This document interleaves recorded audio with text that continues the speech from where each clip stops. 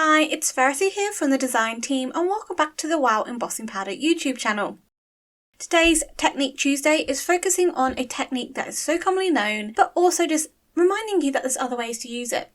So obviously we all love embossing powders and Emboss Resist is a fantastic technique to use, but we commonly reach for our inks when we do Emboss Resist. So today I'm showing you that it can be used with other media and I'm going to be using it with watercolouring. So I have this beautiful background stamp from the stamp market and also two embossing powders because I'm going to do two backgrounds. I'm using the Bublicious, which comes from our lovely Jo Herbert in a beautiful trio, and then I'm going to do one in metallic gold embossing powder as well. So I am just placing the background stamp into my MISTI, and then what I'm going to do is I'm using some distress watercolour cardstock, and I need to make sure that I can stamp this several times without it moving. Now I have ordered a sticky mat for my MISTI, but it hasn't arrived yet. And if you haven't got one of those, just use some repositional tape like I have done, placing it on the back, and then I'm also adding a handle to the back of the card's panel. That just makes it easier later on when I want to add my embossing powder, and I'm not going to get my fingerprints all over the place. So I've placed the card panel over the back of the stamp, and then I'm closing my MISTI backwards. This will allow me to then, supposedly, keep the card panel stuck to the bottom of the MISTI if I press hard enough. But I did find that I didn't actually put enough repositionable tape on the back to begin with. So I had to add a little bit more, and then once I closed it, press down, the card panel stuck to the back of the MISTI and not the actual stamp. So now I know that every time I open and close my MISTI, I can restamp it in the same place and it's not going to move. So I've just prepped the cardstock as well because I did handle it with my fingers as well, so I did put some anti-static powder on there. And then I'm really generously applying ink over that background stamp. Now, Distress watercolour cardstock is textured, and I do like to stamp it a couple of times to make sure I get a really good impression with that textured background. It just means that you'll just get a really good heat emboss impression. So for this first background panel, I am using Bublicious. This comes from the Pink-a-licious trio designed by our lovely Jo Herbert on the design team and our design team coordinator.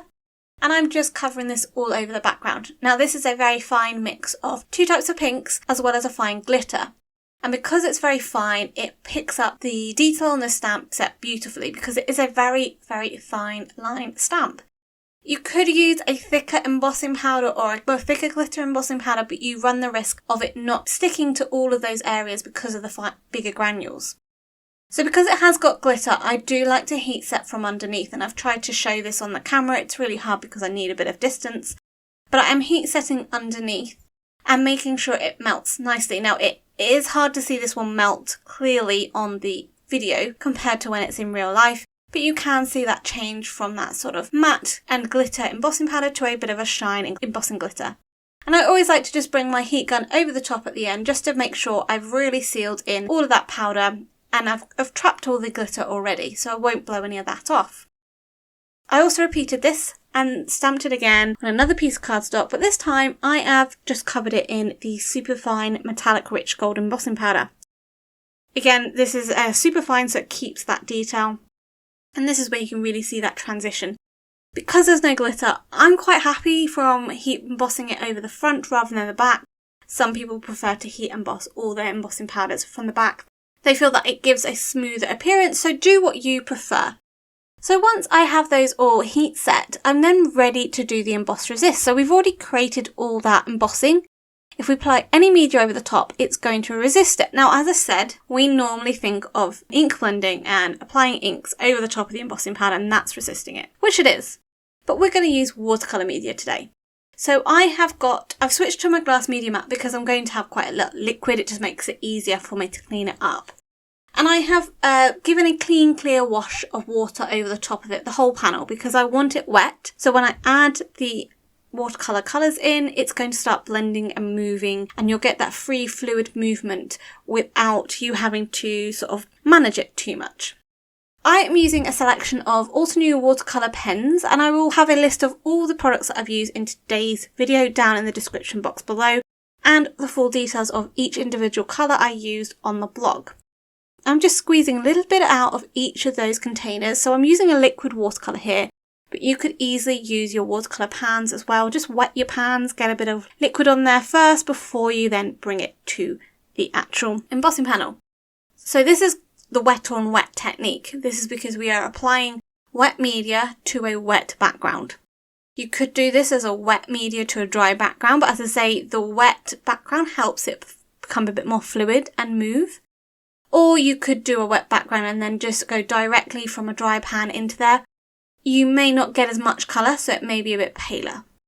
Now I went for a rainbow selection of colours, but I didn't go in an automatic straight pattern of rainbow across the card. I was allowing the colours to blend and move and be a bit patchy as to where they are. That did result in sort of when the blue and the orange kind of met a little bit, it was a little bit more muddier, sort of a muddier green.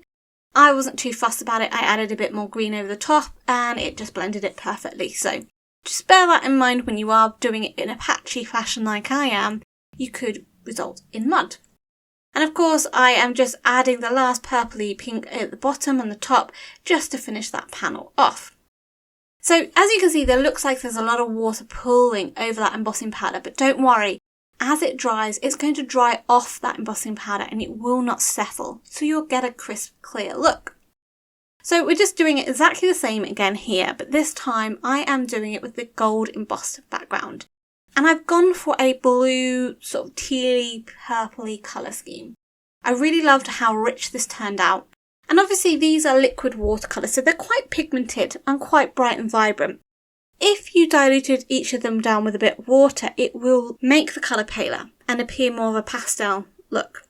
But always remember that no matter what colour the watercolour looks like when you're first painting with it whilst it's wet, it is always going to dry back lighter. So do bear that in mind. If you start to dilute them too much, you might find that you'll get an embossed panel at the end of it that's watercoloured in a very, very pale wash. So I'm just dropping the colours in, allowing the water to move and blend. And I don't mind where I'm getting sort of more deeper pigments, the pigment pooling in different areas, because it really gives it a beautiful look. And I wanted sort of a tie-dye look, and I think this has really captured it. I wanted it a bit more dark around the edges, so that's why I added more of the dark blues towards the edge, just to really intensify those colours and draw your eye into the middle. So here I've allowed them to dry off, and as you can see, the embossing powder shines through beautifully. All that water that may have been sat over the embossing powder has resisted, has dried off, and the embossing powder is seen beautifully. So remember, you don't have to just use inks, and if you don't have inks and you're just dabbling in embossing powder but you've got watercolour paints, well, why not try Emboss Resist?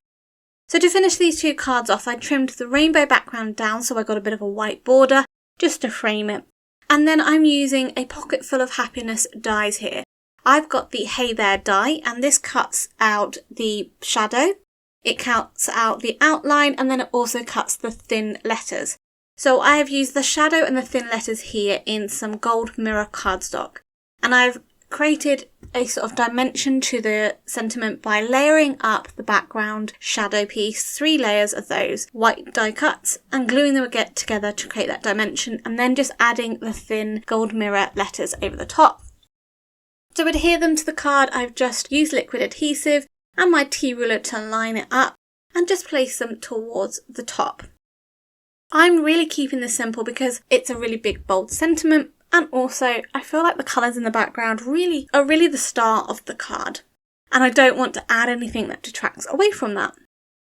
Now, when you die cut the Hey There, it creates an outline cut as well. So it created an outline cut for the gold versions. So I then added them to a shadow outline, and then that created my second sentiment. Now for this card background panel, I wanted to create an eclipse feature, so I die cut a circle out of the middle, and I added about 3 or 4 die cuts of scrap card behind it just to raise it up. And this just helps sort of draw your attention to the middle of the card where the sentiment is. It adds a little bit more interest and focal point to the card without actually detracting away from the sentiment or that background panel with the heat embossing and that variation in the colour. To finish both of these cards off, I did use a selection of gold sequin discs.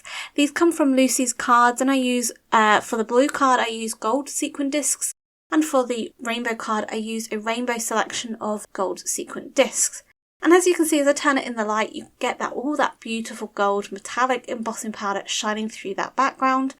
And when we do it on the rainbow one, you get a variation with that soft pink pastel embossing powder, and I think that paired beautifully with the rainbow inspired background. So let me know in the comments below which one out of these two is your favourite. I do love a good rainbow, but I absolutely love the colours in the blue background, especially the intensity around the edges. If you're new to the channel, why not think about subscribing? You can hit that bell icon to be notified when my next video is up. And until next time, happy crafting!